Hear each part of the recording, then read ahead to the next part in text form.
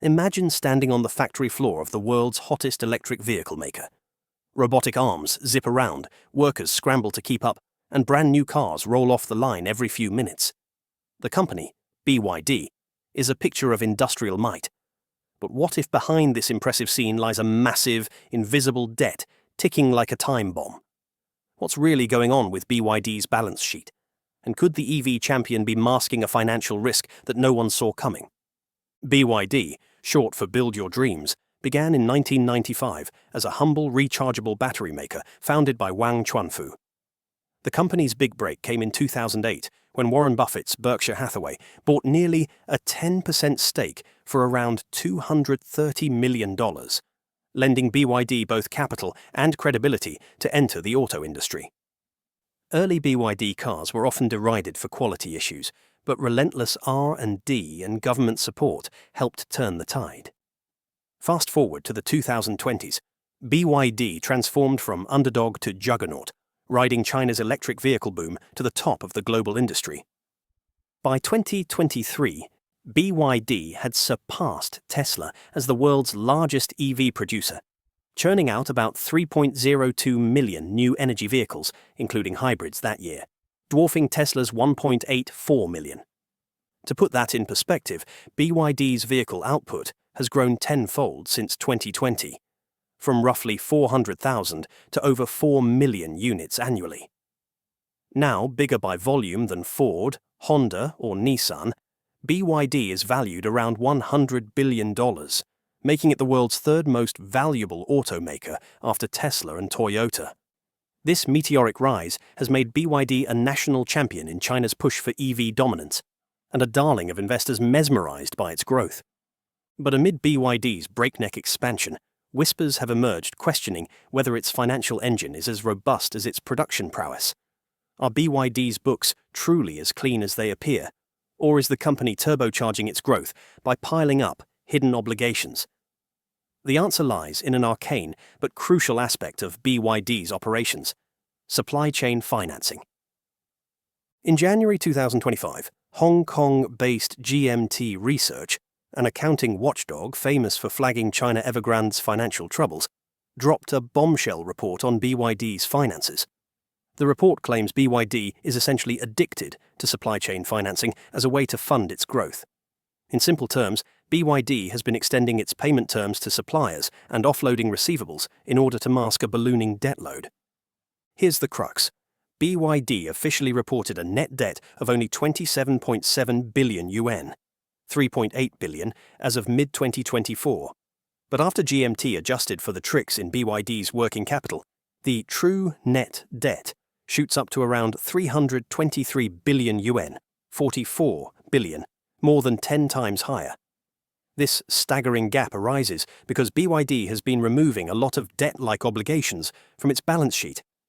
How? By selling or pledging its accounts receivable, money owed to BYD, and by treating very late payables, money BYD owes suppliers, as if they're just normal working capital instead of debt.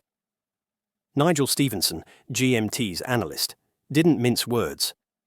However it's structured, it's clearly a form of financing, hidden debt, he says, accusing BYD of using sleight of hand to present these liabilities as part of working capital. In other words, BYD has been borrowing from its supply chain, but without calling it borrowing. One major tactic is supply chain finance via BYD's in-house platform called Dilink. Normally, auto firms pay suppliers within 45 to 90 days of invoice. BYD, however, has been stretching payment terms to extraordinary lengths, on the order of 8 to 9 months. In fact, data shows that in 2023, BYD took an average of 275 days to pay suppliers. Some estimates earlier in 2023 put it around 257 days. That's 4 to 5 times longer than the global norm of 45 to 60 days, and far longer than even Tesla's typical 90-day cycle. Through the Dilink system, launched 2021, BYD issues suppliers a promissory note or bill instead of cash, essentially an IOU. Suppliers can hold the note until maturity, waiting longer for payment, or cash it early through a bank for a fee. By mid-2023, BYD had reportedly issued a whopping 400 billion yuan, approximately $55 billion, of these notes to suppliers. A clear indication of how heavily the company leans on this practice. From BYD's perspective, this is clever short-term financing. It preserves cash in the near term, since suppliers wait to get paid, and technically keeps debt off BYD's books, because these are categorized under working capital. But the GMT analysis argues that once you recategorize those unpaid invoices as interest-bearing debt, BYD's leverage ratios go through the roof. BYD's net debt-to-equity ratio, for instance, isn't the modest 15% the company touts. It's actually above 200%, over 2 times equity. That kind of gearing is more like a distressed property developer than a healthy automaker. It's no wonder observers are drawing parallels to Evergrande, the Chinese real estate giant whose collapse in 2021 was preceded by years of off-balance sheet debt games. Just as Evergrande used creative financing to hide liabilities until it was too late, BYD's supply chain finance addiction could be building up risk out of sight. What drove BYD to such extreme financing maneuvers? Rapid expansion is a big part of the story. BYD isn't just another car company. It's scaling at a pace the auto industry has rarely seen. In the past few years, BYD has been plowing money into new factories, battery gigafactories, R&D centers, and global sales networks. It launched new sub-brands like Denza, Yangwang, and Fangchengbao simultaneously, rolled out dozens of new models, and entered over 50 countries in a short span. Such breakneck growth demands enormous capital expenditure, CapEx, for machinery, tooling, supply contracts, you name it. Complicating matters, the past 2 years saw a bruising EV price war in China.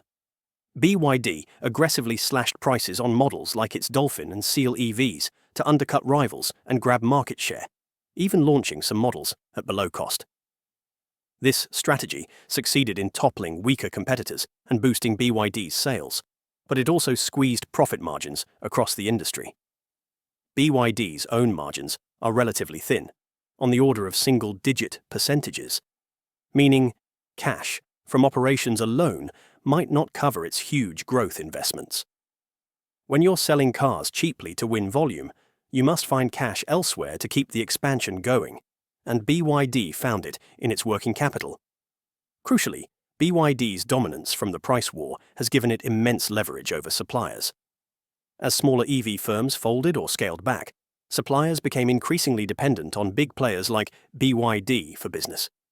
BYD could dictate tougher terms, such as pushing payment deadlines further out, and many suppliers had little choice but to accept. Some suppliers even use BYD's promissory notes as collateral to get bank loans, effectively treating BYD's IOUs as good as cash. One could say BYD financed its expansion on the backs of its suppliers, who indirectly lent BYD money by waiting longer to be paid. It's a symbiotic but risky arrangement. BYD gets growth capital, and suppliers stay in the game, hoping to eventually be paid, because BYD guarantees them huge order volumes. The result of this strategy is striking on the balance sheet. BYD's accounts payable and other payables, the line items where these supplier IOUs live, have ballooned dramatically. At the end of 2021, BYD's other payables were about 41.3 billion yuan. By the end of 2023, they had quadrupled to 165 billion yuan. Such a sharp increase signals just how much cash BYD has effectively borrowed from its supply chain to fund its capital needs. For context, BYD's 2023 payables tower over peers like Geely, which had about 87 billion in accounts payable and provides far more detail about what its other payables entail. BYD, on the other hand, hasn't disclosed clear breakdowns, leaving analysts guessing how much of that 165 billion yuan is owed to suppliers via die-link notes or other obligations. In essence, BYD's growth at all costs strategy has been turbocharged by an unusual fuel: other people's money, specifically its suppliers. This has enabled BYD to outinvest and outproduce competitors without constantly tapping debt markets or equity financing. But it raises an uncomfortable question. How long can BYD keep this up?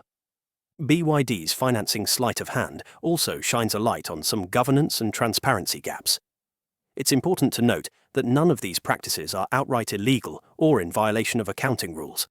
Supply chain financing is common in many industries, and companies around the world factor receivables or extend payables to manage cash flow. However, good corporate governance calls for clarity so investors can gauge risk. On this front, BYD's financial reporting has been, at best, opaque. One red flag is the scant detail BYD provides about its swelling other payables. Normally, investors expect companies to explain what makes up any large liabilities on the balance sheet. BYD's other payables line, which as mentioned hit $165 billion by end 2023, gets minimal explanation in its reports. This lack of transparency prompted GMT and others to suspect that a big chunk of it is related to supply chain financing obligations. By contrast, a peer like Geely includes specific breakdowns for things like dealer advances, accrued expenses, and financing payables in its filings. The absence of such detail in BYD's case means investors are flying partially blind, unable to easily distinguish normal payables from potentially more problematic IOUs buried in that line. Moreover, BYD has largely declined to comment on these financing practices when pressed by analysts and media. The company's silence, coupled with its rosy portrayal of having a net cash position in earnings reports, has drawn criticism. It almost echoes the "trust us, nothing to see here" attitude that some companies adopted before financial troubles came to light. A comparison to Enron or Luckin Coffee might be extreme, but the principle of opaque disclosures is similar. Investors are essentially asked to trust BYD's narrative, even though the raw numbers hint at a very different reality when adjusted. On the governance front, one could argue BYD's board and auditors should be more proactive in clarifying these off-balance sheet arrangements. The fact that GMT Research, an external firm, had to piece together the true debt picture suggests a shortfall in BYD's own disclosure. It's worth noting that international accounting standards are moving toward greater transparency on this issue. Both US GAAP and IFRS have recently added rules requiring companies to disclose the effects of supplier financing on their liabilities and cash flows. This means global firms are expected to tell investors if they're heavily using payables or supplier finance to fund operations. BYD, listed in Hong Kong and Shenzhen, will likely face pressure to align with these standards, if only to maintain credibility with international investors. In summary, while BYD hasn't broken any rules on paper, its minimal disclosure on a huge pile of quasi-debt raises questions about governance. True transparency would entail BYD explicitly detailing how much financing is hidden in working capital and what the terms are. Until that happens, there's a disconnect between BYD's public financial story and the underlying reality, and that can undermine trust.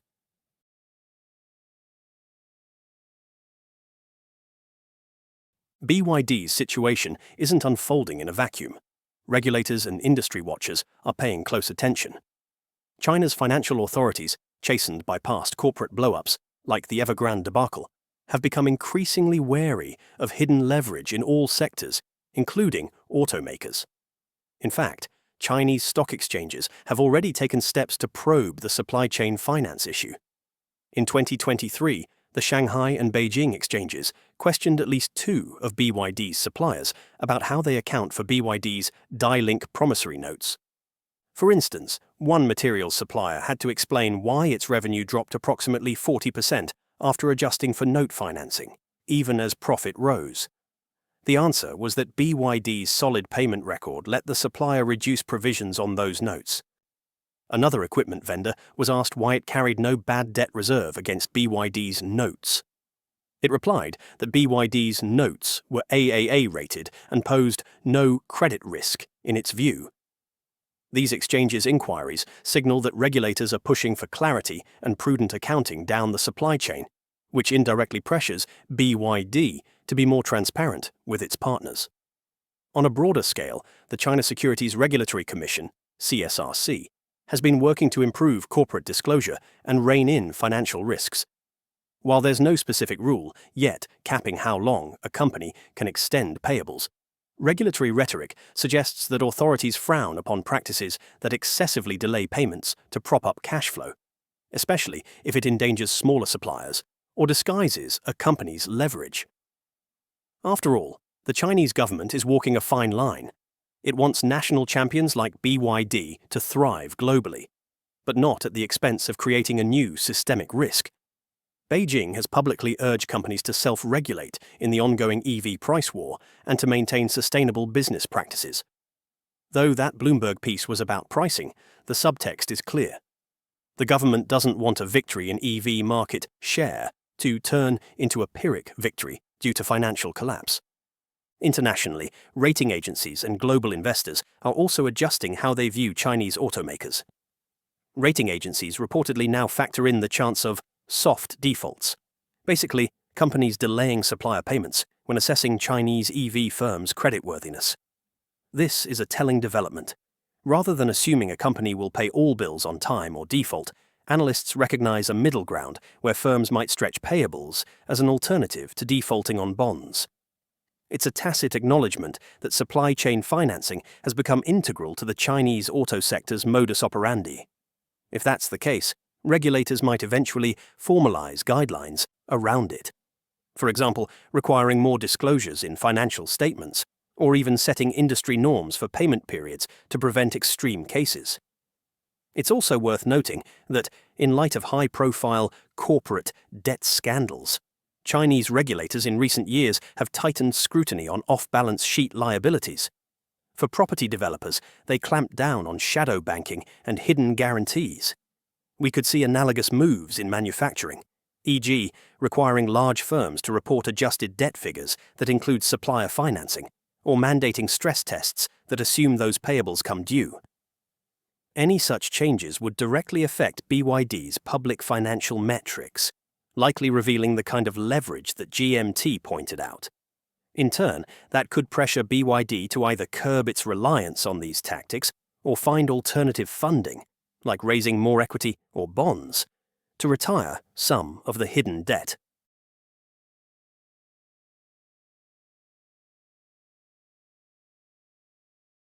It's important to consider that not everyone sees BYD's supply chain financing as a harbinger of doom.